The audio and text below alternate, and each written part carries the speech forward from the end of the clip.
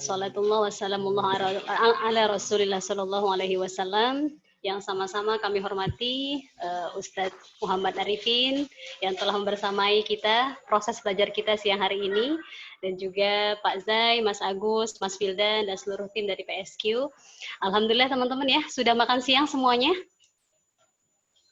Sudah ya, Alhamdulillah sudah makan siang, sudah cukup minum, sehingga insya Allah proses belajar kita siang hari ini bisa lebih menyenangkan, dan tentunya teman-teman nanti akan diberikan juga keleluasaan kesempatan untuk bertanya kepada Ustadz Arifin, karena siang hari ini beliau juga akan berbagi tentang proses penulisan ya, bagaimana sih proses penulisan buku yang ideal atau yang baik ya, kemudian juga bagaimana seorang penulis bisa memaksimalkan waktu yang ia miliki untuk mengasah skill menulisnya ya, dan tentu juga keahlian menulis harus juga disandingkan dengan kemauan untuk membaca ya teman-teman ya. Jadi kalau kemarin banyak di chat nih di grup, Ibu saya susah dapat referensi misalnya, Ibu saya kesulitan merangkai kata. Nah ini sangat terkait sekali dengan masalah literasi, sehingga sebetulnya teman-teman diberikan atau mempunyai kelapangan ya untuk mencari referensi sebanyak mungkin, meskipun hanya via Google Scholar misalnya, tapi itu sebenarnya sudah sangat mencukupi ya, seperti tadi yang diajarkan oleh Ustadz Farid ya, sehingga hanya dibutuhkan lebih rajin lagi dan kemauan yang tinggi untuk bisa mencari referensi yang memadai, sehingga bisa kita baca, bisa kita olah, dan bisa kita sajikan dalam bentuk tulisan. Seperti itu ya. Jadi hari ini juga Ustadz Arifin akan mendampingi kita semua untuk mungkin bisa memberikan tips-tips ya, bagaimana sih Pak kalau kita block writing. Nah, ada yang pernah dengar mungkin teman-teman ya, block writing itu kita sudah asik menulis, kemudian di tengah-tengah kita kehilangan ide, atau susah sekali untuk melanjutkan tulisan atau merangkai kata gitu ya. Jadi hari ini lebih ke masalah teknis ya. Insya Allah nanti kita akan diskusikan bersama-sama ya teman-teman ya. Jangan tegang, dan kalau ngantuk boleh sediakan kopi, cemilan ya. Tapi ingat makannya jangan di depan screen ya. Takutnya mengganggu yang lain. Baik, kepada Ustadz Arifin kami persilakan Ustadz. Ya, terima kasih Bu Inna Febriani. Assalamualaikum warahmatullahi wabarakatuh. Waalaikumsalam warahmatullahi wabarakatuh. Pak Zayadi, Mas Wildan, Bu Ina, dan Mas Agus, serta teman-teman dari IAIN Kudus yang berbahagia. Saya sangat bergembira bisa bergabung pada kesempatan ini, di siang hari ini dengan teman-teman yang pada sesi ini kita akan membahas penulisan. Walaupun saya sendiri sebenarnya bukan penulis yang produktif, apalagi buku saya bestseller. Jadi saya juga nggak punya tips yang lebih dari sekedar menulis apa adanya gitu ya. Tapi lepas dari itu, saya ingin memberi garis bawah, memberi catatan saja. Terutama tadi setelah saya coba melihat artikel atau draft bahan tafsir yang disusun oleh teman-teman, memang sebagai sebuah produk dari mahasiswa yang memang masih belajar S1 itu sudah bagus. Yang ada ini sudah cukup bagus. Tentu nanti ada hal-hal yang perlu kita catat gitu ya. Nah, yang pertama catatan saya untuk kepenulisan secara umum ada kaidah atau ada pepatah yang mungkin bisa kita jadikan pegangan di sini, prinsip penting gitu ya. Faqidus syai' la yu'ti, gitu. Orang yang tidak punya sesuatu mustahil dia memberikan sesuatu itu. Nah, jadi karena menulis itu adalah bagian dari memberi, ya kan, kita menulis itu artinya kita memberi apa yang kita punya kepada pembaca gitu ya. Nah, kalau yang kita punya itu sedikit gitu, kita tidak kaya, maka kita tidak akan bisa memberi banyak gitu. Jadi untuk bisa menulis dengan baik, apalagi dengan memuat informasi yang banyak, kita harus kaya. gitu. Nah, kayak di sini kayak kayak kayak apa sih namanya, konten. Dalam hal ini kalau kita fokus di tafsir ya sekurang-kurangnya buku tafsir seperti yang umum di Indonesia seperti tafsir Al-Azhar, tafsir Al-Nisbah barangkali, atau tafsir bersumber dari Timur Tengah yang sudah diterjemahkan.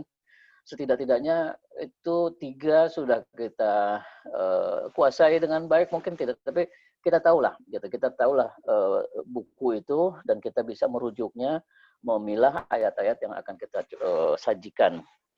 Sekurang-kurangnya itu saya kira. Nah, sebab kalau tidak ada latar belakang penguasaan tafsir yang cukup, akan sulit kita untuk membagikan apa yang kita punya. Yang sekarang terjadi di banyak kasus, gitu, orang menulis sebenarnya bukan dari olah pikirnya atau dari apa yang dia miliki kemudian diberikan ke orang lain, tapi dia mentransfer, gitu, mencari dari mana, lalu itu dialihkan ke orang lain. Jadi dia hanya pintu lewat saja, gitu. Nah, itu tentu saya kira kalau begitu, pada saatnya nanti, pada saat kita harus menjelaskan kepada orang lain tentang isi tulisan kita akan mengalami kesulitan karena kitanya sendiri belum begitu menguasai apa yang kita transfer. Karena kita hanya sekedar mengambil dari punya orang, lalu kita berikan lagi ke orang lain. Lain halnya kalau kita ketika mengambil itu kita serap dulu, kita kuasai dulu dengan baik, baru kemudian dari yang kita kuasai itu kita ambil yang terbaik, yang paling pas untuk kita berikan kepada orang lain. Itu dari faktilu syai'. Jadi upayakan memang kita harus punya dulu, gitu ya, untuk bisa memberi itu punya dulu.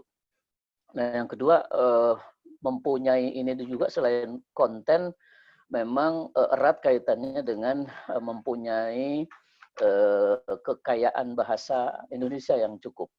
Nah, tadi ada yang katanya mandek atau kesulitan memilih kata, kesulitan merangkai kata, atau yang sering terjadi itu penggunaan kata yang sama berkali-kali dalam satu kalimat umpamanya, gitu. Contohnya umpamanya, ini soal bahasa nih. Contohnya untuk menjadikan itu menjadi begini, kita perlu menjadikan ini sebab kejadian itu perlu dijadikan begini. Jadi berulang-ulang ada kejadian, menjadikan, dijadikan. Itu biasanya begitu terjadi itu karena memang kita miskin kosakata. Kita tidak banyak punya kosakata. Sehingga yang keluar dari kita dalam menulis itu lagi, itu lagi, itu lagi. Padahal selain menjadikan, kita bisa memilih ada membuat, gitu ya, ada apa namanya, bikin juga bisa digunakan dalam bahasa Indonesia ya, dan lain-lain. Nah, ada tips yang mungkin bisa dilakukan ya untuk memperkaya kosakata sehingga kita mudah memilih kata yang mana nanti itu. Rajin-rajin mengerjakan teka-teki silang. Halo, nyambung apa enggak ini? Halo, ada gangguan ya? Halo.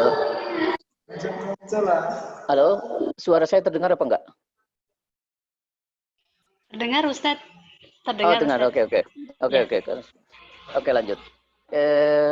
Untuk memperkaya kosakata tadi ya, untuk memperkaya kosakata supaya nanti kita tidak terjebak menggunakan satu kata yang sama dalam berkali-kali berulang-ulang dalam satu kalimat atau satu paragraf. Itu kan akan terlihat orang yang punya kosakata banyak itu ketika membaca satu paragraf atau satu kalimat, satu dua kata itu berulang-ulang melulu, itu akan geli sendiri gitu. Ini seperti nggak punya kosakata lain gitu. Nah, itu caranya antara lain dengan sering-sering mengerjakan teka-teki silang yang ringan-ringan. Ambil aja umpamanya waktu berapa menit, 2, 3, 5 menit, 10 menit lah paling lama, duduk sebentar ngerjakan teka-teki. Karena umumnya teka-teki silang itu selain ada informasi umum, itu juga ada apa namanya, ada kata-kata alternatif umpamanya. menuju, kata lain dari menuju apa kan gitu, kata lain dari mengambil apa. Nah, dengan keseringan kita melakukan hal itu, dengan sendirinya terbentuk di benak kita semacam tesaurus. Jadi otak kita itu sudah terbentuk semacam tesaurus.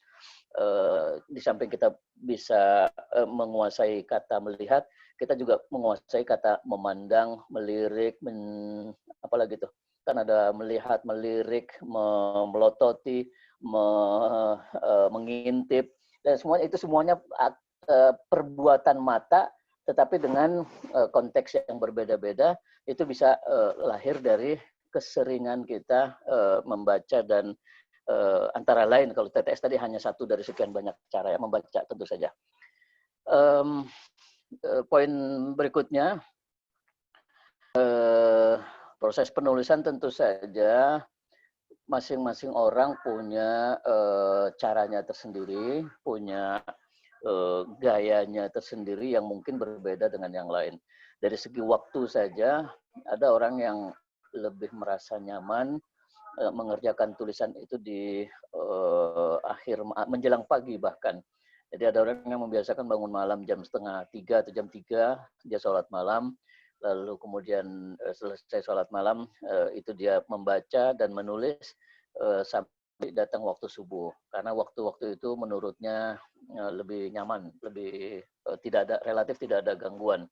Silakan, yang begitu itu sangat bersifat pribadi ya. Tetapi ada juga yang lebih memilih di tempat yang justru tidak menyendiri, agak ramai ya, di perpustakaan. Karena apa? Ketika dia berada di perpustakaan, dia bisa langsung berkomunikasi dengan orang lain, ataupun dengan pustakawan, ataupun dengan buku lain, ketika dia mengalami kebuntuan atau dia kesulitan untuk melanjutkan tulisannya.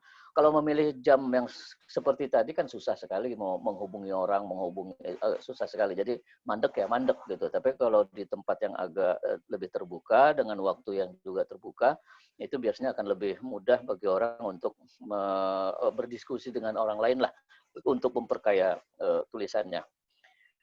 Saya pribadi ketika mencoba menulis tulisan kecil-kecil ringan-ringan itu saya lebih cenderung memulainya pada jam-jam malam yang tadi saya katakan itu, karena pada saat semacam itu betul-betul fresh, betul-betul tenang, tidak banyak gangguan dari keluarga maupun dari pekerjaan sehari-hari.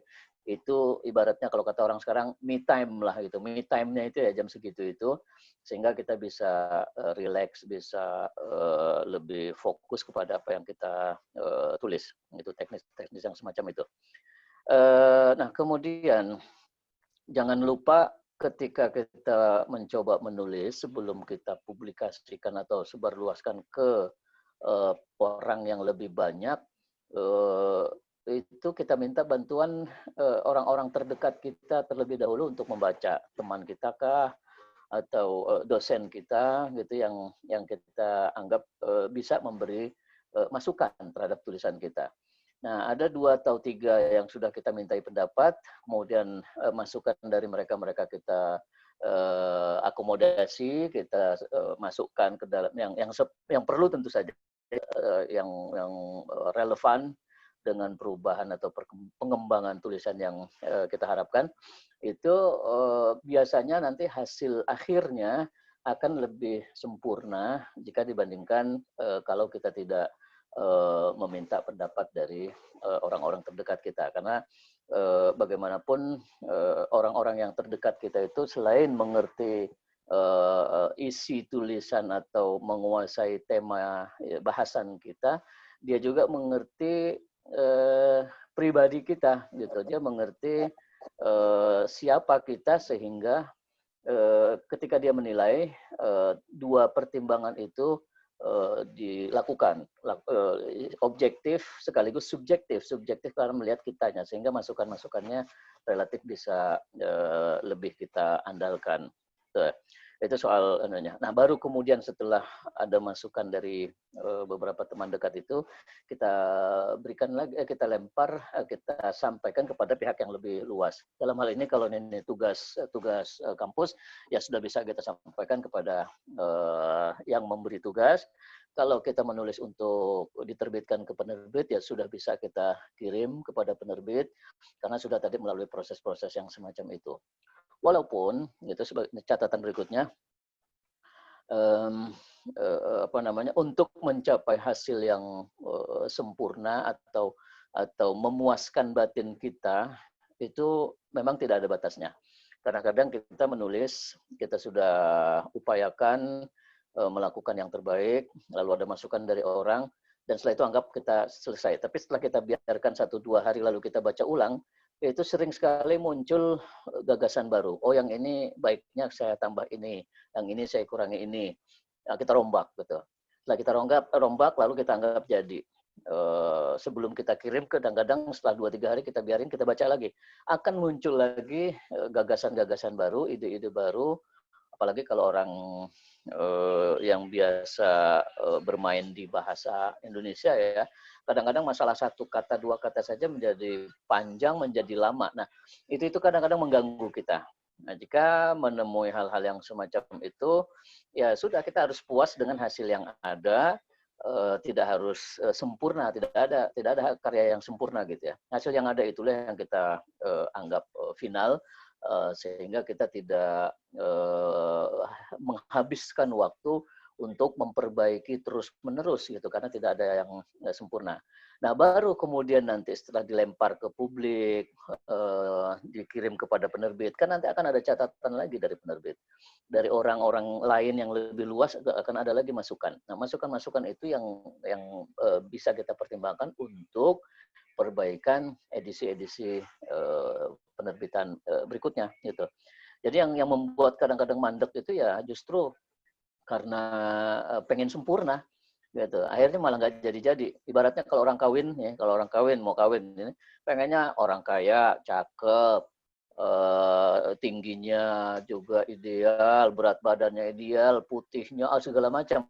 Akhirnya malah nggak dapat gitu. Tulisan pun begitu. Nggak usah terlalu berpikir yang ideal banget, sehingga begitu jadi sedikit gagal, ganti lagi, kita akan terlalu menghabiskan waktu di situ. Jalan aja dulu dengan apa adanya, sehingga perkembangan atau perbaikannya bisa dilakukan kemudian. Kalau kita lihat penulis-penulis besar saja, ketika menulis umpamanya, contoh Pak Quraish Shihab, menulis pada masa ketika beliau sebelum menjadi rektor IAIN dulu ya, UIN Jakarta, dengan masa yang sekarang, itu akan kelihatan juga bahwa tulisan beliau itu ada beberapa, bahkan mungkin banyak yang perlu disempurnakan. Yaitulah wujud gitu. Kalau beliau nunggu sempurna terus, mungkin beliau tidak seperti sekarang, tidak menghasilkan tafsir yang besar seperti ini gitu. Itu ya poin-poin yang ketiga atau keempat. Nah, berikutnya tadi saya baca sekilas, saya ingin memberi catatan tentang yang saya sudah baca di hasil kerja kelompok 106 gitu ya. Itu kan tafsir wabah atau pandemi. Saya nggak ngerti, memang sudah ada catatan, itu saya catatan dari siapa di atas, sebaiknya memang ada pengantar atau gimana ya, pendahuluan, jangan tiba-tiba masuk ayat. Nah, ayatnya pun yang masuk di situ juga masih tiba-tiba. Tiba-tibanya begini, ayatnya di situ adalah fa'arsalna alaihim tufan. Kan yang diambil ayat itu 133 dan 134 dari surat Al-A'raf. Fa'arsalna alaihim tufan. Coba kalau kita artikan secara harfiah saja sebelum kita melihat terjemahannya dan tafsirnya, fa itu apa? Fa itu kan huruf fa di situ itu menunjukkan bahwa kalimat atau kata setelahnya itu adalah akibat gitu, atau masih ada keterkaitannya dengan sebelumnya. Fa kan saya punya ataitul masjidah fasallaitu. Saya datang ke masjid, maka gitu, lalu saya sholat. Ini belum ada sebelumnya dalam tulisan yang ini belum ada penyebabnya, tiba-tiba ada akibat. Fa'arsalna alaihim tufan. Nah, memang yang mungkin saya bisa mengerti yang ditulis oleh teman-teman itu, tafsirnya adalah tafsir tentang wabah, yang itu kata tufan diambil dari kata tufan di surat Al-A'raf ayat 133. Tetapi harus kita lihat juga konteksnya. Jangan tiba-tiba mentang-mentang tufan itu ada di surat di ayat 134, lalu ayat 34 itulah yang kita ambil, kita tafsirkan tanpa melihat hubungan konteks ayat yang itu dengan ayat yang sebelumnya, gitu. Oke, kalau ayat itu dia memang awal dari sebuah kisah, itu bagus, nggak ada masalah. Tapi kalau dia masih ada kaitannya dengan ayat sebelumnya, walaupun ayat sebelumnya itu tidak secara jelas berbicara tema yang kita bahas sekarang, itu perlu dimuat, perlu dimasukkan supaya mengantarkan pembaca pada pemahaman yang lebih utuh, gitu. Saya tadi ketika melihat tiba-tiba ada fa'arsalna, ini apa kan gitu, orang akan bertanya, maka kami kirim, maka kami utuslah, maka itu sudah akibat. Jadi harus ada, kita paparkan dulu sebabnya apa tadi, gitu ya. Fa'arsalna alaihim tufan. Jadi sebaiknya ambil dari ayat sebelumnya. Nah, bagaimana sekarang mungkin pertanyaannya, bagaimana menentukan ayat sebelumnya yang akan kita ambil itu? Satu ayat kah, dua ayat kah, tiga ayat? Ya lagi-lagi di sini diperlukan pemahaman tentang keterhubungan antara satu ayat dengan ayat yang lain. Gitu. Bisa jadi cerita itu panjang. Dalam kasus cerita ini, Tufan ini yang terjadi pada zaman Nabi Musa dan Fir'aun itu, bisa jadi ceritanya panjang. Ke belakang itu bisa 4, 5, 10, 15 ayat sebelum yang kita kutip ini yang ada kata tufan atau wabahnya itu. Bisa jadi begitu.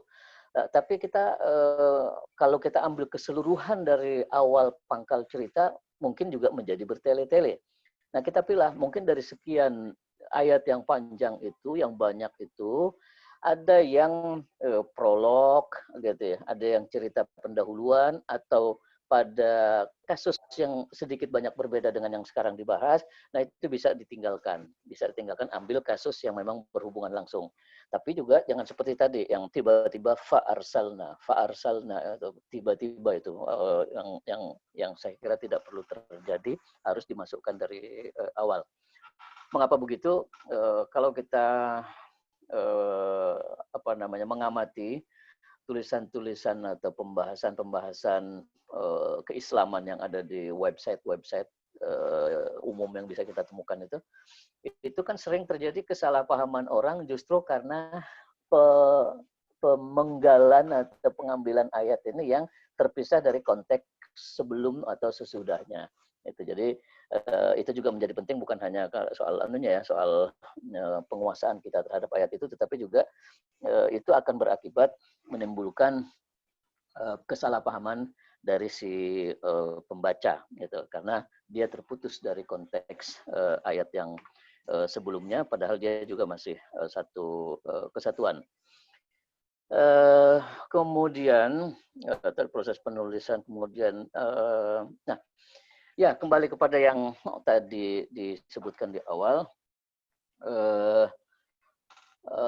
untuk memperkaya diri, menguasai tema yang sedang kita tulis, memang mau nggak mau harus membaca atau mengalami. Gitu. Ini kalau konteksnya tafsir, tentu membaca itulah. Jadi kita kalau mengalami mungkin jarang atau belum terjadi pada teman-teman adik-adik ini. Tapi kalau membaca, saya kira itu sangat mungkin. Tapi kalau konteksnya nanti penulisan karya-karya yang lain, bukan tafsir, apalagi kalau dia merupakan kisah hidup atau pengalaman gitu ya, yaitu dasarnya pengalaman memang, atau ingin memberi pelajaran atau apa sih namanya yang sekarang motivasi itu biasanya pengalaman akan sangat membantu. Jadi berangkatlah dari pengalaman yang saudara alami. Pernah gagal, pernah apalah kesulitan pun kan bisa jadi pelajaran yang baik buat orang lain.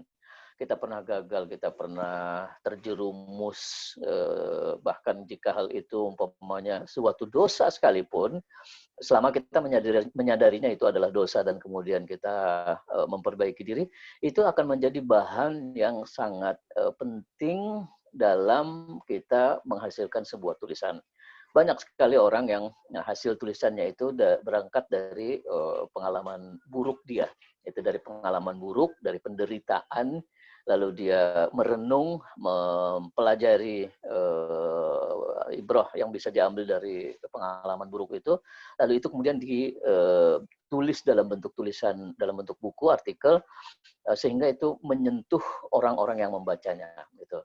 Jadi, dan saya yakin sekali setiap orang dari kita memiliki pengalaman-pengalaman yang tidak sedikit ya, yang sangat berharga, baik itu pengalaman sukses maupun pengalaman gagal, yang itu bisa menjadi bahan yang sangat penting dalam kita menghasilkan sebuah karya. Soal yang lain, kalau saya lihat dari tulisan yang sudah masuk tadi itu, berkaitan dengan kebahasaan lagi, tentunya nanti kita akan harus menyepakati kalau ini sebuah kelompok ya, tulisan kelompok atau akan diterbitkan oleh penerbit mana, kita menyepakati bersama gaya bahasa atau selingkung yang kita gunakan itu yang seperti apa. Masing-masing penerbit kadang-kadang punya gaya bahasanya sendiri-sendiri, termasuk penulisan kata tertentu yang bisa kadang-kadang sering kita temukan di dalam perbedaan antara satu yang lain. Tetapi ada, walaupun begitu, ada hal-hal yang bersifat umum. Nah, yang bersifat umum ini kita kembalinya kemana? Itu karena kita mungkin tidak tahu yang benar di antara yang ada itu yang mana, atau yang lebih benar dari yang banyak itu yang mana. Nah, kita kembali kepada KBBI tentu saja. Pedoman penulisan istilah yang baku itu di Kementerian Dikbud juga sudah ada, Pusat Bahasa, Badan Pengembangan Bahasa, itu bisa kita jadikan rujukan gitu. Sebab kalau tidak begitu, di sini saja saya menemukan penulisan azab, ada yang pakai D, adzab gitu, ada yang azab saja, dan macam-macam. Itu menunjukkan sekali ya, terbaca sekali bahwa kita tidak merujuk kepada sumber atau pedoman penulisan yang baku yang sudah ditetapkan oleh pemerintah gitu, untuk menghindari kekacauan penulisan yang beragam itu.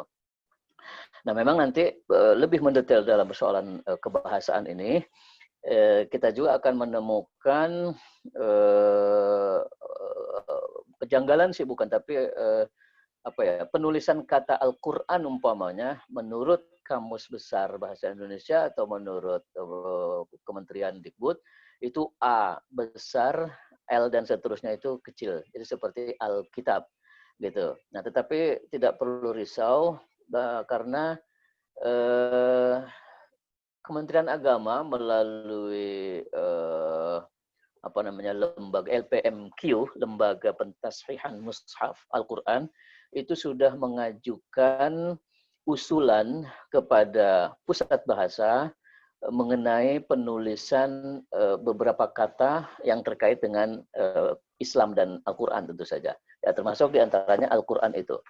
Kementerian Agama berkeberatan melalui LPMQ jika penulisan Al-Quran di dalam Kamus Besar atau Bahasa Indonesia itu A-nya yang besar, yang lain kecil semua, Al-Quran seperti Alkitab.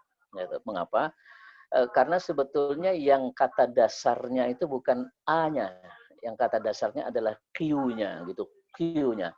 Jadi Q-nya itu harus besar. Itu Q-nya harus besar. Nah, kemudian banyaklah nanti usulan-usulan dari Kementerian Agama yang begitu itu. Silakan diikuti saja, diikuti atau dibuka saja situs Kementerian Pendidikan, Situs Pusat Bahasa, ada perubahan. Kalau nggak salah 9 atau 11 kata usulan dari Kementerian Agama itu yang kemudian disahkan untuk perubahan ejaan yang lebih baku. Ya begitu-begitu sekali lagi perlu kita merujuk kepada sumber yang benar, yang akurat, yang diakui oleh pihak yang berwenang, tidak sekedar menurut dugaan-dugaan kita atau menurut yang umum kita temukan, sebab yang umum itu belum tentu benar. Gitu. Yang umum digunakan oleh orang belum tentu benar. Tetapi kita perlu menggunakan yang benar, walaupun mungkin masih belum umum. Gitu. Saya kira itu ya pengantar dari saya ya. Mungkin Pak Wildan dan Bu Ina tadi bisa Bu Ina ya bisa menambahkan atau bahkan dari Pak Zayadi jika ada hal yang ingin disampaikan untuk melengkapi apa yang saya sampaikan ini silakan, dan tentu nanti ada porsi untuk tanya jawab juga ya, untuk diskusi juga. Yeah. Silakan, dan saya kembalikan kepada Bu Ina. Terima kasih Bu Ina. Iya, Masya Allah, Alhamdulillah. Terima kasih Ustadz. Jadi ikut belajar lagi ya. Kita kosongkan gelas kita siang hari ini ya, menimba ilmu yang sangat luar biasa dari Ustadz Arifin. Kalau boleh saya simpulkan ya teman-teman, tadi ada clue yang sangat luar biasa dari Ustadz Arifin ya. Kita tidak akan pernah ya bisa berbagi sesuatu kalau kita tidak memiliki sesuatu itu. Jadi dalam hal penulisan pun demikian. Ya, kita harus terus belajar agar ada sesuatu yang bisa kita bagi kepada para pembaca. Ya, itu pertama. Dan yang kedua, tadi Ustadz Arifin juga menyampaikan bahwa kita harus terus memperkaya diri ya, dalam arti memperkaya tulisan. Yang pertama dalam lingkup konten tulisan ya. Kalau dalam hal ini kita menulis tentang tafsir, berarti karya tafsir ya harus diperbanyak lagi teman-teman referensinya. Kemudian kita memilih ayat-ayat yang sekiranya tepat untuk kita sajikan. Lalu setelah karya tafsir ya, jangan dulu berpuas diri, kita juga harus terus belajar memperdalam bahasa Indonesia begitu ya Ustadz ya, agar tulisan kita tidak keluar dari kaidah yang telah disepakati dalam KBBI atau Kamus Besar Bahasa Indonesia. Nah, kemudian setelah mungkin nanti teman-teman juga belajar menulis ya, tadi Ustadz Arifin juga menyampaikan hindari keinginan untuk terlalu sempurna. Ya, baik itu dalam penulisan maupun dalam mencari jodoh juga tadi ya. Jadi kalau mau menikah katanya ya jangan terlalu over sempurna juga, nanti akhirnya nggak nikah-nikah gitu ya. Irham nih yang tadi Uhi Channel ya, teman-teman semuanya di sini. Jadi jangan terlalu over sempurna, karena proses belajar itu akan terus bergulir, akan terus berlanjut. Kita bisa memperbaikinya seiring waktu begitu ya Ustadz ya. Nah, kemudian dari sekian banyak paparan yang sudah disampaikan oleh Ustadz Arifin, tadi kita juga sudah menemukan atau Ustadz Arifin tadi membahas juga hasil karya kelompok 106. Ya, mana suaranya kelompok 106? Ini Ustadz Arifin langsung ke ayat tadi ya, konteks ayat. Tiba-tiba saja langsung ke ayat Al-A'raf 133 yang ada kata fa'arsalna tadi ya teman-teman ya. Jadi sebaiknya memang ketika ada satu ayat yang kita kutip menggunakan kata maka ya, atau yang berarti akibat, kita harus mencari atau mengkaji dulu ayat sebelumnya. Karena boleh jadi itu saling terkait. Itu agar tidak terjadi keterputusan dalam penafsiran ya. Jadi kita bisa baca dulu konteks secara utuh, nanti kemudian kita pilih dari mana kira-kira kita bisa mengutip ayat tersebut. Seperti itu teman-teman ya. Jadi untuk memperkaya wawasan kita semua, silahkan teman-teman yang mau bertanya. Ini sudah nggak sabar nih ya. Jabir mau nanya apa Jabir? Silakan, boleh langsung pertanyaan ya Ustadz ya? Ya boleh. Boleh ya. Ya silakan Jabir, di unmute dulu. Jabir, mana tadi? Ada yang mau ditanyakan kepada Ustadz Arifin? Silakan.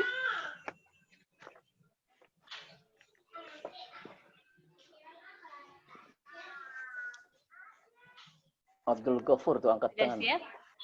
Oh, Jabir dulu ya, Jabir. Jabir, silakan Bir. Oh, Jabir ada. Masalah jaringan ya. Jabir silakan di unmute dulu.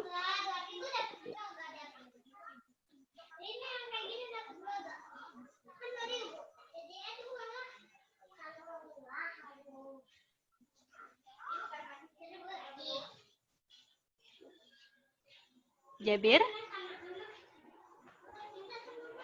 Oke, ini sudah ada di chatnya. Ustadz Jabir bertanya ya, kalau penulisan kata seperti Alkitab sama Al-Quran maksudnya ya? Al-Quran yang benar dan biasa dipakai yang mana, Pak? Jabir bertanya, Ustadz. Penulisan Alkitab dan Al-Quran tadi yang kita bahas. Bagaimana, Ustadz? Ya, ya. Itu tadi saya singgung ya, yang sekarang dibakukan itu Al-Quran A besar, Q besar. Gitu. A besar, Q besar, dan tanpa apostrof di tengah sebelum A. Apostrof itu koma atas. Gitu. Ini sangat teknis ya. Jadi Al-Quran kalau dibaca ininya Al-Quran, gitu. Al-Quran A besar, Q besar. A kapital, Q kapital. Sebetulnya saya juga lebih suka menyebut itu kapital daripada besar. Kalau besar itu nanti huruf kecil, A kecil, ya A kecil yang kita tulis besar-besar itu juga A besar namanya. Tapi kalau A kapital itu yang segitiga begini gitu.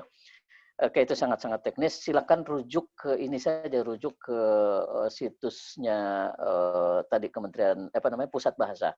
Pusat Bahasa, atau saya tidak tahu di lembaga pentasihan mushaf apakah itu ada atau tidak, tapi saya ingat betul diskusinya dan saya ikut sidang-sidangnya, pertemuan-pertemuannya antara pihak Lajnah Pentasihan Mushaf dengan Badan Bahasa, bahwa ada kata-kata yang terkait dengan Al-Quran dan ilmu-ilmu dan keislaman itu yang memang tidak bisa secara diperlakukan begitu saja disesuaikan dengan kaidah yang umum dalam bahasa Indonesia, karena akan kehilangan nuansa Islamnya itu tadi gitu. Kalau orang umum membaca Alkitab memang tidak mengaitkan dengan akar katanya apa. Pokoknya Alkitab sudah kata yang baku itu. Tapi kalau Al-Quran dan orang yang mengkaji Al-Quran, mengkaji bahasa Arab, itu dia mengerti betul bahwa al itu bukan huruf pokok di dalam kalimat, dalam kata itu. Yang pokok adalah Q-nya, sehingga Q itu yang dibesarkan. Oke lah, itu saya kira sudah terlalu sangat teknis. Jadi di dalam kamus besar yang sekarang itu masih tertulis A besar Q kecil, A kapital Q kecil. Boleh juga media-media umum juga menggunakan itu, media-media kayak Detik, Kompas, Tempo, Gatra, mereka menggunakan A kapital dan Q kecil tanpa ada apostrofnya, tanpa ada apostrof dan tanpa ada kata tanda sambungnya. Al-Quran gitu. Silakan, tetapi itu tadi LPMA, Kementerian Agama mengajukan usul itu dan sudah disetujui, sehingga kalau memang tulisan kita ini bernuansa agama, gitu ya, tulisannya ada tulisan agama, saya kira kita lebih menggunakan yang sudah diusulkan oleh Kementerian Agama dan disetujui oleh Pusat Bahasa itu. Tapi kalau tulisan kita lebih bersifat umum, seperti di Kompas, Tempo yang memang temanya bukan spesifik tentang keagamaan, kebetulan ada kata Al-Quran yang harus ditulis di situ, silakan aja pakai gunakan kata yang baku, A kapital dan Q kecil, itu nggak masalah gitu ya. Memang begini, dalam penulisan kata kita sendiri banyak yang masih belum menguasai dengan baik gitu ya, penggunaan penghilangan apostrof di atas itu. Doa banyak yang menulisnya dengan do, koma di atas A. Padahal dalam bahasa Indonesia sudah tidak perlu gitu. Walaupun itu bisa dibaca doa dan bisa dibaca doa. Saat itu juga tidak perlu ada sa, koma atas, at. Tetap saat. Nah, karena itu kemudian hari Jumat, dulu kan kita menemukan tulisan hari Jumat kan jum, kemudian koma di atas, at. Tapi sekarang apostrof itu dihilangkan menjadi Jumat. Walaupun begitu kita bacanya tetap Jumat, bukan Jumat gitu. Banyak nanti yang bisa kita kita hubung-hubungkan atau kita kaitkan dengan yang lain, termasuk lagi salat. Nah, ini yang sering diperdebatkan. Kata salat dalam bahasa Indonesia kan ejaannya salat. SALAT, bukan SAEALAD, bukan D ya, T. Mengapa? Ya karena menyesuaikan dengan serapan kata serupa dari bahasa Arab ke bahasa Indonesia. Sabar, kita sudah tidak lagi menulisnya dengan sobar, SHABAR. Dan padahal asli dalam bahasa Arabnya tidak sod. Kenapa kita bisa menerima kata sabar tanpa H, kok tidak bisa menerima kata salat tanpa H? Jadi kita masih bersikeras menulis salat itu harus sahalat, sahalat, sahalat. Nah, kita konsisten saja kalau kita menyerap huruf sod dari bahasa Arab itu menjadi S biasa, sabar menjadi sabar menjadi sabar, sahabat, sahabah menjadi sahabat, tidak ada hanya. Ya salat pun semestinya salat, tidak sahalat gitu. Yang begitu-begitu kadang-kadang orang karena tidak biasa menulis salat dengan salat, biasanya salat, begitu menemukan salat itu dianggap salah. Padahal kita menggunakan yang lain. Kalau mau lebih ini lagi, lebih melebar sedikit soal bahasa Indonesia ini, kita memang kadang-kadang tidak konsisten. Kita mengkritik ketika orang Malaysia mengatakan kamu duduk di mana gitu. Maksudnya kamu tinggal di mana. Kita menyalah-nyalahkan itu. Kok tinggal dia gunakan kata duduk. Di Indonesia kita tidak menggunakan kata duduk untuk makna tinggal ya. Saya tinggal di kampung ini, saya tinggal di kampung rambutan dan saya tinggal. Tetapi pada saat yang sama kita punya kartu tanda penduduk, bukan kartu tanda mestinya apa sih artinya kartu tanda penduduk? Kartu tanda penduduk, kartu tanda orang yang tinggal. Kita tidak menggunakan kartu tanda peninggal, umpamanya kita menggunakan kata penduduk. Artinya duduk pun dalam bahasa Indonesia bisa berarti tinggal, hanya jarang digunakan gitu. Jadi yang begitu-begitu perlu wawasan yang agak luas kita supaya tidak bingung ketika menggunakan satu kata. Ya biar nggak terlalu lebar lah, mohon maaf kemana-mana ini. Ya. Saya kembalikan Bu Dina. Ya Ustadz. Ya. Jadi kuncinya harus konsisten ya Ustadz ya. Konsisten ya, dan betul-betul memperkaya wawasan kita lagi dalam bahasa Indonesia. Nanti bisa digali lagi teman-teman ya, dicari referensinya, buka KBBI online, nanti kita bisa belajar lebih luas dalam konteks bahasa Indonesia. Baik, terima kasih Ustadz. Lalu setelah Jabir siapa lagi? Ada yang mau bertanya lagi? Siti Munadiroh nih, sudah raise hand. Mau bertanya? Atau Irham? Azizan? Muhammad Nur? Nah, banyak sekali nih, ada 76 peserta. Pasti punya banyak pertanyaan yang luar biasa untuk Ustadz Arifin. Silakan.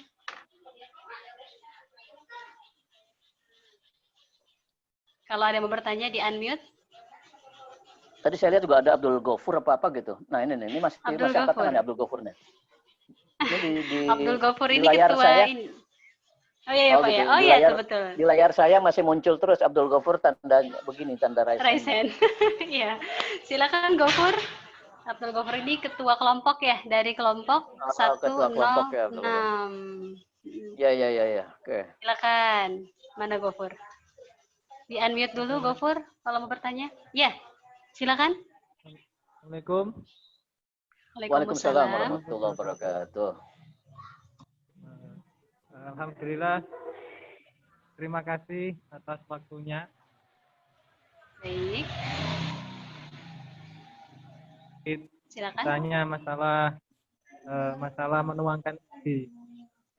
Kalau biasanya itu kalau saya ingin menulis ya, itu kan harus mempunyai kerangka TO ini, saya ingin menulis ini. Ghafur, kameranya dinyalain, Ghafur. Iya, videonya diaktifkan videonya. Oke. Ya, silakan Ghafur lanjut. Saya mau bertanya gini, masalah kalau kita menuangkan ide dalam penulisan umpama buku atau karya tulis itu kendalanya biasanya saya memang pertama itu saya sudah menyiapkan judul atau kerangka saya sudah susun, tetapi ketika saya tengah-tengah itu kendalanya sering kesulitan meneruskan. Terus kita sudah kayak gimana, oh ini sudah pasrah gitu loh, nggak bisa menemukan ide lagi untuk melanjutkan menulis. Padahal sebelumnya itu sudah punya kerangka ini sudah saya rancang, tetapi kendalanya di tengah-tengah itu kesulitan untuk melanjutkan sampai akhir. Mungkin dari Bapak bisa menjelaskan tips-tipsnya, mungkin. Terima kasih. Ya. Baik. Ya. Baik. Jadi kendalanya tulisan tidak pernah selesai ya, Gofur ya. Baru sampai outline berhenti gitu ya. Terus dilanjutkan lagi. Ya, gimana Ustadz? Mungkin bisa berbagi tips pada kami. Ya, sebenarnya adanya outline itu sudah sangat membantu ya, membimbing guide, ada guideline kita bahwa setelah ini kita menulis ini dan seterusnya, itu sudah sangat bagus. Maka ketika kita mengalami kemacetan di tengah gitu, dan padahal kita sudah buat itu, sebetulnya agak mengherankan juga ya. Kenapa udah ada butir-butirnya, sudah ada poin-poinnya kok masih mandek gitu. Kan sebetulnya itu nggak perlu terjadi, karena kita tinggal mengikuti aja. Poin yang sekarang harus saya bahas adalah soal ini gitu ya, tinggal itu yang kita jalani terus, ini selesai, baru nanti masuk ke poin berikutnya, ke butir-butir yang sudah kita buat dalam guideline itu, dalam garis besar itu gitu. Paling mungkin yang menyebabkan banyak orang mandek di tengah jalan itu biasanya, ini pengalaman dari banyak mahasiswa juga ya dalam menulis skripsi itu, biasanya informasi yang akan dia tulis pada bab tertentu atau bahasan tertentu, padahal ininya sudah ada, itu informasinya dia belum lengkap, dia belum punya bahan. Jadi mandeknya itu bukan karena ininya yang salah, kerangkanya yang salah, tapi dianya belum punya modal yang cukup untuk menuangkan yang sudah ada dalam kerangka itu. Karena kerangka itu kadang-kadang kan begitu si mahasiswa buat atau kita buat, kan diperbaiki, dikoreksi, dibantu oleh dosen umpamanya. Dosen yang menguasai temanya itu mengesahkan kerangka itu. Tapi mahasiswa yang membuat kadang-kadang dia tidak tahu apa yang dimaksud oleh dosen tadi itu dalam katakanlah butir ketiga, butir keempat. Yang penting diterima dulu jalan. Begitu di tengah jalan dia sampai harus menulis butir yang keempat itu, bingung. Itu bingungnya bukan salah kerangka gitu, tapi karena dianya belum menguasai poin-poin yang ada di kerangka itu. Mungkin yang terjadi pada Abdul Ghafur itu mungkin lah ya, ini dugaan saya adalah itu. Nah, tapi ada ini juga, ada apa namanya, tip juga lah ya soal penulisan baik pendek ataupun panjang. Ini pengalaman juga dari penulisan artikel yang pendek di koran-koran, media-media yang biasanya berapa karakter itu, pokoknya kira-kira 2,5 halaman. Itu banyak orang mandek ya, pemula itu banyak mandek karena dia terpaku oleh judul gitu. Dia berencana menulis judul tentang wabah COVID umpamanya gitu. Dia wabah COVID itu kan masih terlalu luas, atau umpamanya penanganan COVID di daerah tertentu gitu, atau efeknya, dampaknya dan seterusnya. Karena dia terpaku dengan judul yang sudah dia buat, dia di dalam itu apa namanya, kadang-kadang bingung sendiri untuk mencapai kesesuaian dengan itu. Nah, ada tips, orang pernah memberi saran gitu ya. Kalau ada dibandingkan dengan kehidupan sehari-harinya. Kalau ada orang ibu mengandung terus mau melahirkan anak gitu, itu nama anak itu kita berikan setelah anak lahir atau sebelum gitu. Kan kita tunggu anak lahir dulu, jangan-jangan udah kita siapkan Ahmad ternyata perempuan gitu, atau kadang-kadang kita menyiapkan nama Fatimah ternyata yang lahir laki-laki. Nah, tulisan kira-kira begitu. Yang penting garis besarnya dulu kita tulis tentang COVID di wilayah kita, penanganan dan seterusnya. Terus sudah ada itu, nah udah kita baca 2-3 kali, baru kita pikirkan nama yang tepat, judul yang tepat. Jadi jangan judulnya dulu keren, sampai di dalam kita sendiri bingung untuk menyesuaikan tulisan dengan judul itu. Itu saya kira kerangka pun begitu. Walaupun kerangkanya sudah keren, gitu, sudah bagus, tapi kalau tadi kita isinya masih belum begitu jelas, ya kita akan kesulitan. Jadi kuasai dulu yang mau kita tulis gitu. walaupun kadang-kadang harus memakan waktu, nggak apa-apa. Jadi atau lompat-lompat. Kadang-kadang kita dari itu judul kedua ke judul keempat gitu, tiganya ini belum selesai atau masih datanya belum lengkap, lompat aja ke empat. Kan ada pemisah nanti, ada jelas pembahasan ketiga apa, pembahasan keempat apa, tidak tumpang tindih sambil mencari kelengkapan data untuk di butir yang ketiga gitu. Sebab semakin kita mandek di satu tempat dan kita tidak melanjutkan ke yang berikutnya padahal itu lebih mudah, kita akan membuang waktu terlalu lama. Sama dengan tips mengerjakan soal ujian. Soal ujian itu nomor 1, 2 gampang, nomor 3 ternyata sulit sekali, tapi nomor 4 dan 5 lebih gampang. Lompat aja ke nomor 4 dan nomor 5 dulu gitu. Nanti sambil waktu kita yang tersisa kita balik lagi ke situ. Gitu ya, Abdul Ghafur saya kira. Nah. Oke, terima kasih Ustadz. Nah, Ghafur, bagaimana Ghafur? Sudah bisa ditangkap ya? Sehingga di sini penguasaan terhadap tema-tema yang akan kita tulis harus mantap gitu, kalau tadi kata Ustadz Arifin. Ya, jangan sampai hanya judul dan outline yang keren, tapi ternyata penguasaan kita terhadap tema yang kita tulis itu masih kurang atau masih terus didalami, begitu ya Ghafur ya. Jadi insya Allah nanti outline-nya bisa diselesaikan ya. Ditunggu oleh PSK. Oke. Baik, ada lagi teman-teman selain Ghafur dan Jabir, silakan.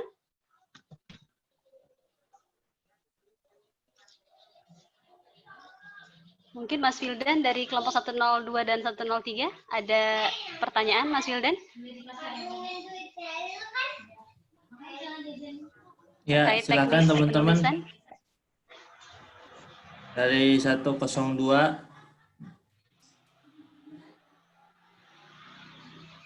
Jabir tuh dari 0102 Jabir. Oh, udah ya. Oke, tadi Jabir sudah. Yang raise hand ada Luki Arzaki. Di unmute Luki, silakan kalau mau bertanya. Ya, terima kasih Bu.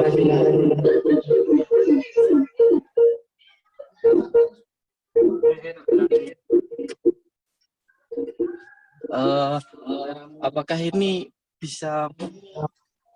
kami bisa menanyakan perihal tentang footnote? Gimana? Nggak begitu nangkep.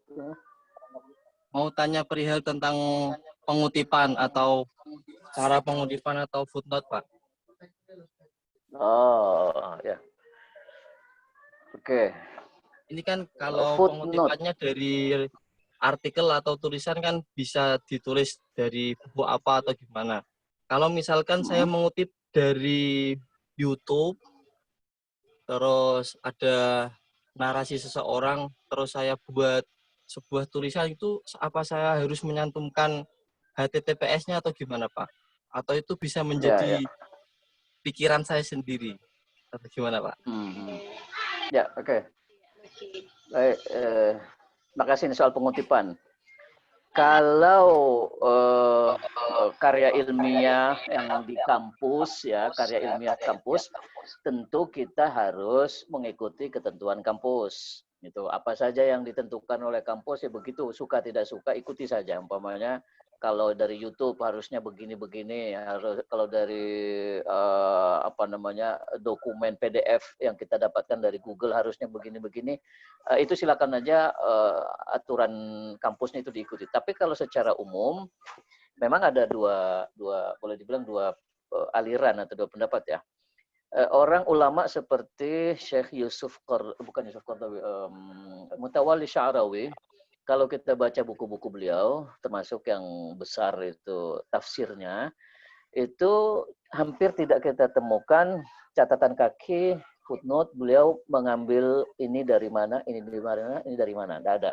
Padahal kalau kita baca tafsir beliau itu, kita akan sedikit banyak kalau kita sudah membaca tafsir yang lain atau buku lain, kita akan bisa menduga bahwa kata-kata atau kalimat yang ini beliau ucapkan dalam menafsirkan ayat A, itu kita temukan di bukunya Fulan tentang ketika membahas ini. Ketika menafsirkan ayat B, itu juga kita temukan di sumber yang lain. Tapi beliau nggak pernah menulis itu.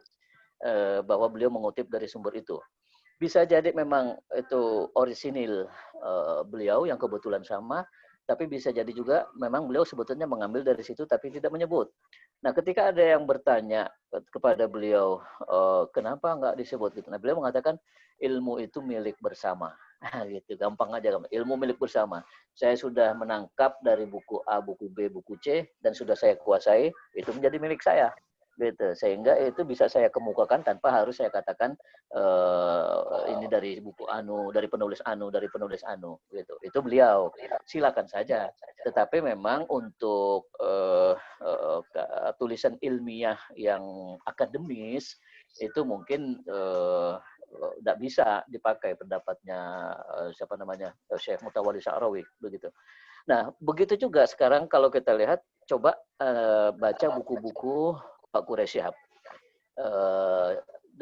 Ini sekarang sama saya ada buku yang terbaru, Khilafah. Itu bisa dilihat di bawahnya itu hampir tidak kita temukan catatan kaki. Padahal sangat mungkin bahwa yang dibahas di atas oleh beliau itu hasil bacaan beliau dari buku yang beragam yang sangat banyak. Nah, beliau sepertinya juga mengambil langkah seperti yang dilakukan oleh Mutawalli Sya'rawi. Kecuali kalau kita ingin menguatkan pendapat kita dengan mendukung menguatkan pendapat kita dengan mengambil sumber yang lebih otoritatif daripada kita. Ketika saya mengatakan bahwa COVID ini sekarang yang terjadi bukan azab, dia hanya merupakan peringatan.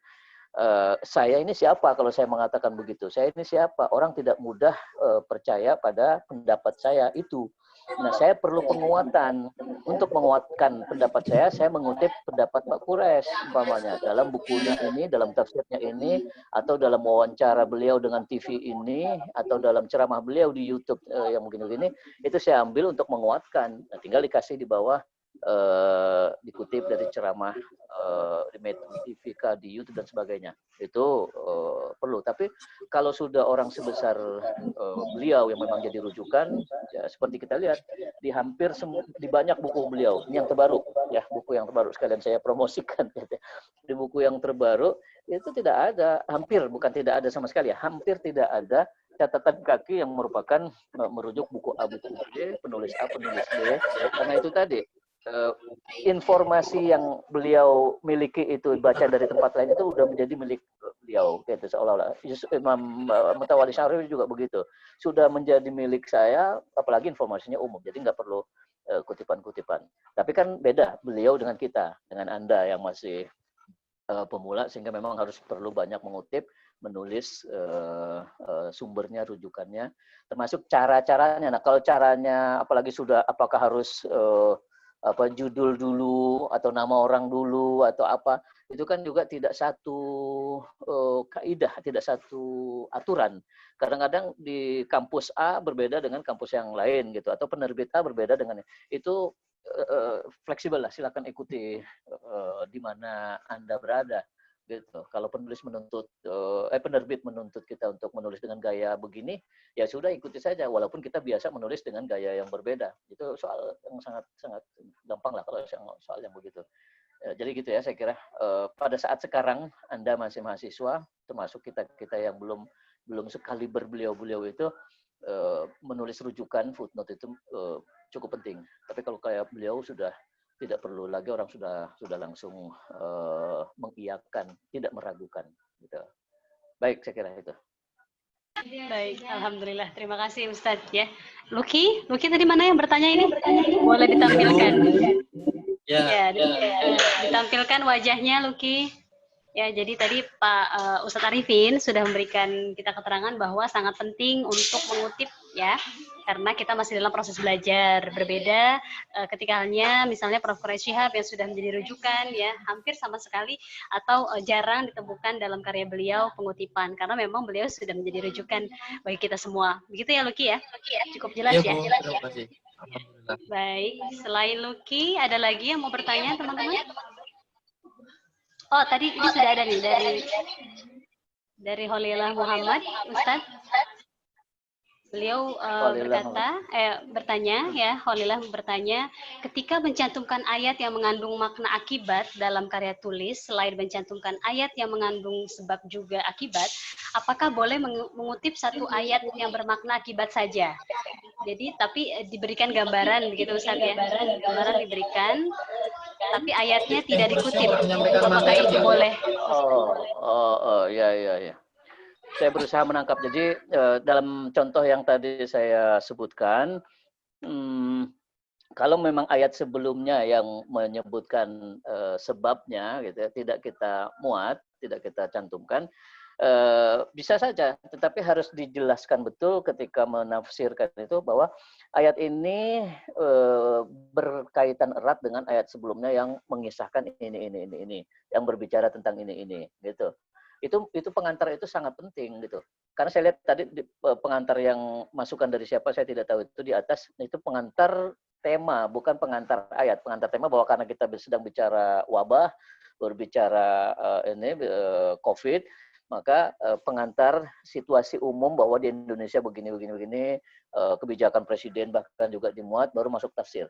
Itu pengantar tema, tapi pengantar ayat sendiri kalau dalam kasus tadi yang tiba-tiba fa arsalna, yang tiba-tiba maka kami berikan, kami kirimkan tofan, itu sebabnya itu apa gitu. Orang pasti akan bertanya, ini kok kenapa kok bisa dikasih tofan? Kenapa Allah mengirim wabah itu? Nah, itu harus diberi pengantar yang sebelumnya. Nah, cara yang mudah memberi pengantar sebelumnya itu adalah dengan mengutip ayat yang berkaitan supaya pembaca juga semakin tahu, semakin yakin bahwa ayat ini memang benar-benar tidak berdiri sendiri gitu. Ayat ini berkaitan dengan ayat yang sebelumnya. Tapi kalau umpamanya masalahnya adalah dengan mengutip ayat itu atau terjemahannya, apalagi kalau kisahnya panjang, itu membuat tulisan Anda menjadi terlalu panjang, silakan itu tidak dimasukkan, tidak apa-apa. Tapi beri pengantar sedikit sebelum menafsirkan ayat yang akibat tadi gitu ya. Sebenarnya katakanlah pengantar sedikit, ayat ini merupakan kelanjutan dari ayat sebelumnya. Ayat sebelumnya menceritakan ini, mengisahkan ini. Maka ringkasan saja dari beberapa ayat yang sebelumnya itu. Lalu maka ayat ini merupakan akibat dari perbuatan orang-orang yang sedemikian. Itulah pengantar. Jadi 1-2 kalimat kan sudah cukup gitu, 1-2 kalimat. Tapi kalau kayak tadi saya lihat hampir terputus. Tiba-tiba saja fa'arsalna gitu. Dan di bawah saya coba cari, tidak ada upaya untuk mengaitkan fa'arsalna itu mengapa bisa terjadi fa'arsalna, apa yang membuat Tuhan sampai menurunkan tufan itu. Nah, itu saya berusaha cari di tulisan itu, tidak ada. Jadi saya merasa perlu tadi memasukkan ayat yang sebelumnya gitu. Jadi silakan aja kalau nggak mau memasukkan atau terlalu panjang, tapi ada pengantar. Kemudian tadi kembali ke ini juga deh, ke tulisan 106 tadi itu ada munasabah di bagian bawahnya itu ya, munasabah. Tapi setelah saya baca isinya hampir bukan munasabah. Munasabah itu apa ya? Munasabah itu keterkaitan. Ketika kita menafsirkan ayat, beberapa ayat, keterkaitan antara ayat yang sedang kita bahas ini dengan ayat sebelumnya apa? Atau dengan ayat yang setelahnya, gitu. Atau ketika menafsirkan satu surah utuh. Munasabah adalah mengaitkan, mencari kaitan, keterhubungan antara surat yang sedang kita tafsirkan sekarang dengan surat sebelumnya dan dengan surat setelahnya. Itu menjadi penting ilmu munasabat itu karena kan ada anggapan juga di samping memang Al-Qur'an mukjizat harus kita munculkan sisi munasabat itu ya. Ada anggapan bahwa Al-Qur'an itu berantakan ilmiah, tidak ilmiah, tidak berurutan tema-temanya. Padahal sebetulnya kalau didalami itu ada hubungannya, ada kaitan-kaitannya. Nah, munasabah yang tadi saya baca di kelompok 106 itu justru saya temukan isinya semacam kesimpulan jadinya, bahwa kita harus mengambil pelajaran dari musibah ini. Sebagai seorang muslim harus begini, seorang muslim yang beriman harus begini. Itu bukan munasabah itu ya, bukan munasabah. Ya itu kesimpulan atau pelajaran yang bisa diambil dari ayat-ayat tentang wabah. Tapi kalau bicara munasabah, bahwa ayat yang sedang kita tafsirkan sekarang ini memiliki kaitan dengan kelompok ayat sebelumnya. Kaitannya adalah bahwa perbuatan kaum yang tidak menyadari dirinya berbuat salah, yang membangkang, yang melawan dan seterusnya itu berakibat turunnya peringatan Tuhan. Nah, ayat inilah yang membicarakan tentang murka atau peringatan Tuhan itu. Jelas, jadi kita mengaitkannya. Gitu. Saya kira bisa dimengerti ya. Ya, tadi Alhamdulillah. Ya. Oke. Ya, makasih. Baik. Terima kasih Ustadz ya. Tadi Khalilah ya. Khalilah sudah jelas ya Khalilah ya.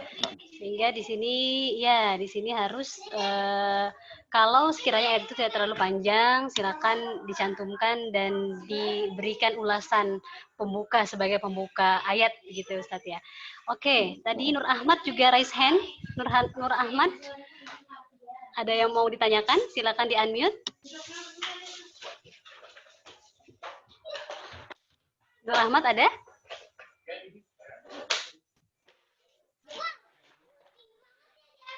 Oke, kalau belum masih dipikirkan pertanyaannya, saya lanjutkan ke sini Ustadz dari Yostin Fathan.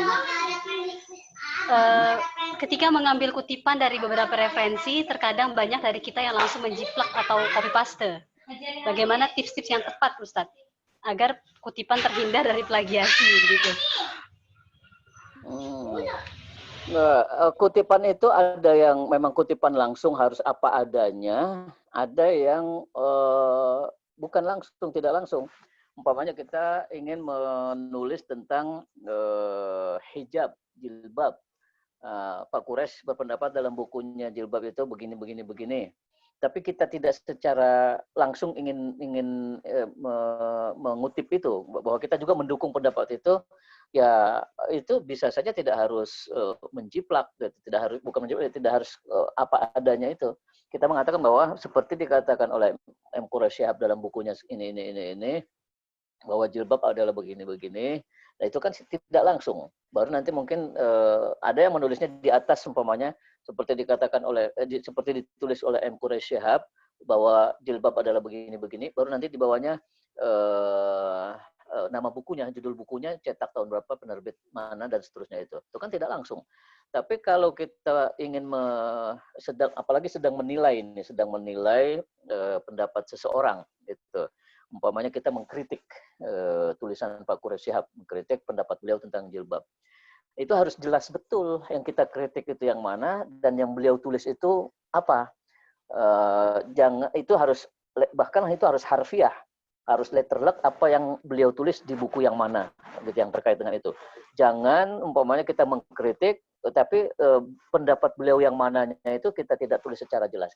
Ini terjadi di kasus, mohon maaf ini yang belum lama kita diskusikan di UIN Syarif Hidayatullah sebelum bulan puasa saya kira.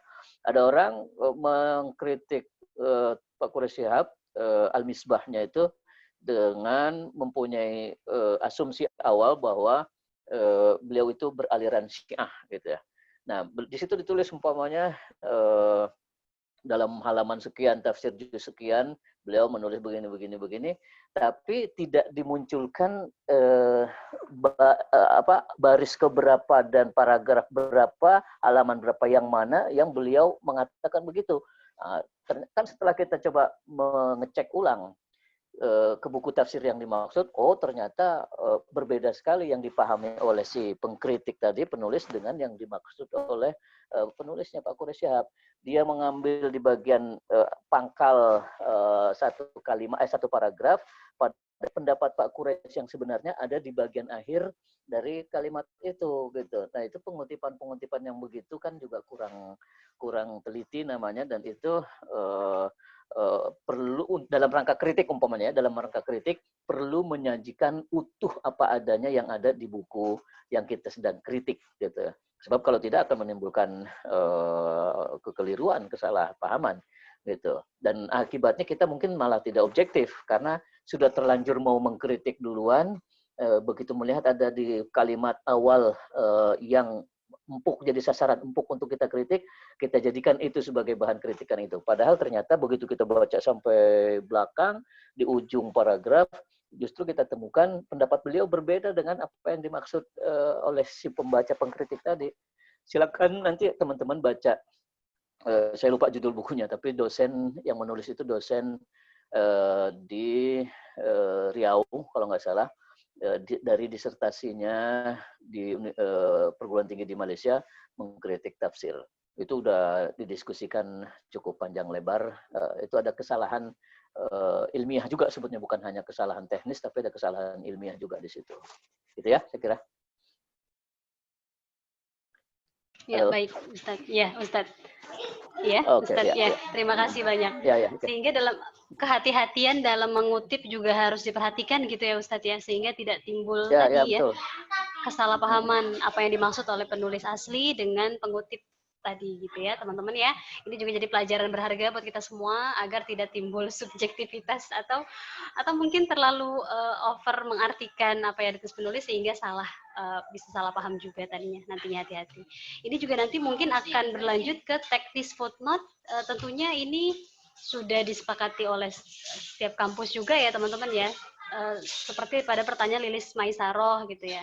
Apakah penulisan footnote itu nanti biasanya kan di tiap kampus ada buku akademik gitu ya teman-teman ya, penulisan skripsi, pedoman, penulisan skripsi itu bisa jadi rujukan teman-teman cara menulis footnote itu lebih ke teknis nanti ya. Begitu. Nah, selebihnya ini pertanyaan-pertanyaan dalam kolom chat Ustadz terkait dengan bagaimana menghadirkan minat dalam menulis, bagaimana ketika kebingungan untuk menulis lalu bisa memunculkan lagi, seperti itu Ustadz. Bisa ditanggapi atau diberikan semangat nih untuk teman-teman semua. Ya, oke nih. Baik. Secara umum ya, ini memang masalah anak muda. Kalau saya anggap ini masalah anak muda. Biasanya kemauannya keras, kuat, tapi ya labil lah, masih labil. Begitu mau memulai, ternyata ciut lagi. Itu gejala umum di kalangan anak muda. Mau punya niat gitu, pengen bantu orang tua kerja, tapi begitu menghadapi pekerjaan kok berat, terbengkalai ini, terbengkalai itu, mundur. Itu satu sisi saya memaklumi sekali, ya begitulah sifat anak muda yang memang mungkin masih belum stabil, masih labil. Nah, tapi memang ada cara-cara yang bisa kita lakukan gitu. Kembali lagi kepada yang tadi disampaikan di depan, banyak membaca, banyak mengikuti ceramah-ceramah apapun ya, bukan cuma agama ya, kuliah-kuliah baik di YouTube ataupun apa, itu biasanya merangsang kita untuk melahirkan sebuah ide tulisan. Katakanlah umpama saya belakangan itu agak gencar, rajin mengikuti YouTube-nya Gus Baha, umpamanya gitu. Dulu-dulu nggak terlalu, tapi setelah ramai dibicarakan di sana-sini, kemudian secara pribadi saya kenal agak dekat, pertemuan beberapa kali, itu saya timbul di dalam diri saya itu, saya pengen tahu lebih banyak tentang Gus Baha. Saya carilah YouTube-nya, saya cari apa aja referensi yang berkaitan dengan itu. Nah, itu dari satu dua episode YouTube-nya saja kadang-kadang timbul, ini ide yang bagus sekali nih untuk jadi tulisan saya. Tidak harus sama persis dengan apa yang dikatakan oleh Gus Baha itu, tapi karena saya sudah punya wawasan modal lah, istilahnya modal tentang apa yang dibicarakan Gus Baha, saya menangkap ada satu poin penting, menarik dari yang dibahas Gus Baha untuk saya ulas kembali dengan cara saya, gitu. Dengan cara saya, dengan modal pengetahuan yang saya miliki, tanpa harus saya menjadikan diri saya sebagai Gus Baha gitu. Tapi ide itu muncul jelas dari hasil saya menonton YouTube-nya Gus Baha, gitu umpamanya. Dan begitu bisa dengan yang lain ketika banyaklah tokoh-tokoh di Indonesia ini ya. UAS YouTube-nya banyak, kemudian Dasan Latif itu juga banyak ide-ide yang ketika kita menonton videonya atau YouTube-nya itu banyak ide muncul dan kita bisa menghasilkan tulisan yang berbeda dengan apa yang mereka. Jadi sering-sering aja mencari sumber inspirasi semacam itu. Dan sekarang sudah sangat gampang, tidak harus ke perpustakaan melulu. Bahkan Perpustakaan Nasional sudah menyediakan pelayanan perpustakaan secara online ya, kita tidak harus datang ke Jakarta, bisa membaca buku perpustakaan nasional. Dan PSG sedang begitu juga, bahkan sudah Pak Zairi nanti bisa menjelaskan. Jadi dengan sering membaca, melihat, menonton, mendengar podcast gitu ya, itu bisa mendorong kita untuk melahirkan sebuah ide, gagasan, tulisan. Ya kalau kerjaannya yang ditonton itu memang berkaitan dengan apa yang ditonton. Kalau yang ditonton drama Korea melulu, ya ya tulisannya juga nanti yang begitu-begitu yang terkait dengan drama Korea atau apa ya itu kan sangat tergantung dari ini kita. Karena jangan kalau memang ingin menghasilkan tulisan bernuansa agama, beraliran agama gitu ya, ya tontonlah video-video YouTube yang ke sana gitu. Jangan nontonnya drama Korea melulu, nggak akan bisa menghasilkan tulisan seperti Pak Quraisy gitu. Gitu ya. Betul Ustaz. Jangan kebanyakan drakor ya Ustaz ya. Ya, drakor penting sih penting ya. Enak mengikuti drakor tapi ya tidak banyak ya, membantu ya. untuk bisa menghasilkan sesuai porsi lah. Luar biasa ya teman-teman ya. Jadi bukan berarti nggak boleh nonton drakor, silahkan yang punya hobi menonton Korea. Tapi kalau teman-teman mau menghasilkan sebuah karya, harus mengkayakan diri juga dengan banyak menonton, mendengar, mengkaji, membaca ya, dan tidak harus ke perpustakaan tadi Ustadz Arifin bilang. Kita bisa menggunakan media yang ada, apalagi sekarang sudah banyak ya media sosial tentang dakwah, itu silakan ya dipergunakan asal ada kuota ya teman-teman ya. Asal ada kuota, karena kalau ada kuota nggak bisa begitu. Oke, ada lagi yang mau bertanya? Ini yang di kolom chat sudah semua disampaikan kepada Ustaz Arifin, atau mungkin Mas Wildan di kelompok 102 dan 103 ada yang mau dikembangkan? Gimana Mas? Teman-teman, masih ada yang mau bertanya?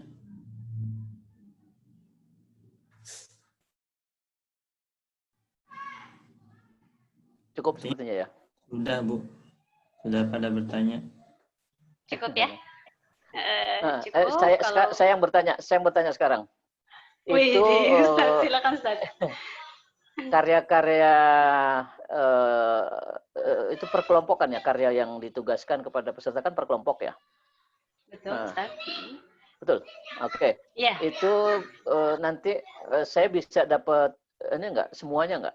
Karena kalau saya lihat di itu tadi kayaknya belum semuanya itu. Ada yang nggak bisa saya buka, nggak tahu kenapa. Saya tadi coba yang judul. Bisa nanti Pak Arifin. Ya saya coba nanti semuanya dikompil ya, di email. Di email nanti semua. Ya, kalau betul, kalau nanti masih ada yang terlewat sama saya yang perlu saya kasih catatan sekedar masukan. Iya, kita masih punya waktu seminggu untuk memberikan catatan ke teman-teman pasca kegiatan. Oke, makasih. Baik. Sudah cukup teman-teman ya? Tidak ada lagi yang bertanyakan? Baik, kalau tidak ada lagi, kita akhiri sesi siang hari ini ya, Mas Wildan dan Pak Zai. Kami ucapkan banyak terima kasih kepada Ustaz Arifin yang sudah bergabung, memberikan ilmu dan wawasan yang sangat banyak untuk kita semua. Semoga teman-teman terinspirasi dan bisa semangat lagi nulisnya ya. Semoga nanti akan ada karya-karya tentang tafsir ya dari teman-teman YIN Kudus ya yang bisa memperkaya hazanah keislaman kita semua. Baik, Ustaz Arifin, terima kasih banyak sudah bergabung bersama kami. Sehat selalu, Ustaz. Amin, insyaallah. Amin. Ya. Baik, teman-teman. Baik, Mas Wildan ada yang mau disampaikan, Mas?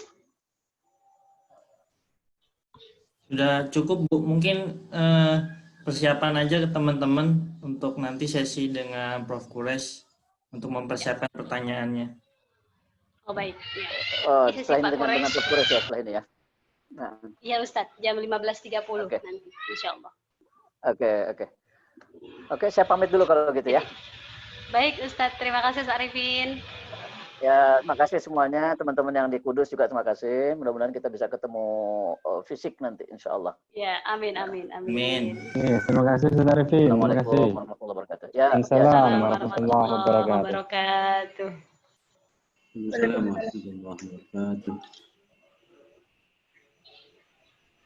Sebelum istirahat, tadi Pak Arifin sempat menyinggung buku yang ditulis oleh Dr. Afrizal itu. Ini saya tunjukkan bukunya nih. Ini kemarin sudah sempat kita bedah, kita bahas dengan mengundang penulisnya. Dan ini nanti filenya bisa saya kirim di grup. Jadi yang tadi disampaikan sama Pak Arifin, saya nyambung aja karena Pak Arifin sudah memberikan contoh tadi. Judul buku dari Dr. Afrizal Nurun namanya Tafsir Al-Misbah dalam Sorotan. Kemudian itu karya disertasi di Malaysia. Kemudian intinya itu mendiskreditkan Al-Misbah lah. Kemudian buku ini diberikan semacam counter sama PSK melalui Pak Mukhlis Hanafi, dan kita adakan kegiatannya itu di UIN Syarif Hidayatullah. Dan buku di tangan saya ini adalah isinya adalah counter terhadap buku tersebut. Jadi ini sangat menarik dalam konteks perbincangan wacana. Nanti akan saya kirim, saya cari dulu filenya, nanti akan saya kirim ke teman-teman sebagai pengayaannya. Itu saja tambahannya Bu Ina, dan kita istirahat ya teman-teman ya. Silahkan buat pertanyaan, nanti saya sama Bu Ina sama Mas Wildan akan memilih pertanyaan yang oke untuk diajukan ke Pak Kures. Kita akan ketemu di jam berapa nih Pak Agus? Nanti teman-teman masuk. Oh, teman-teman nggak keluar ya? Atau break dulu Pak Agus? Pak Agus mana? Ini break masih. Dulu kali ya. Break aja dulu Pak. Break dulu ya. Masuk lagi jam berapa break Pak? Asar ya. Jam berapa nih? Saya cek dulu. 15.30. Habis asar ya. Mungkin jam 15 kali teman-teman boleh masuk ya. Saya standby jam 15.15, Pak. Ya, jam 15.15 teman-teman masuk, nanti kita akan ketemu Pak Kores jam 15.30. Terima kasih. Baik, terima kasih Pak Zai. Terima kasih. Ya, berarti kita break istirahat dulu ya Mas Wildan ya. Oke. Silakan kita break dulu teman-teman.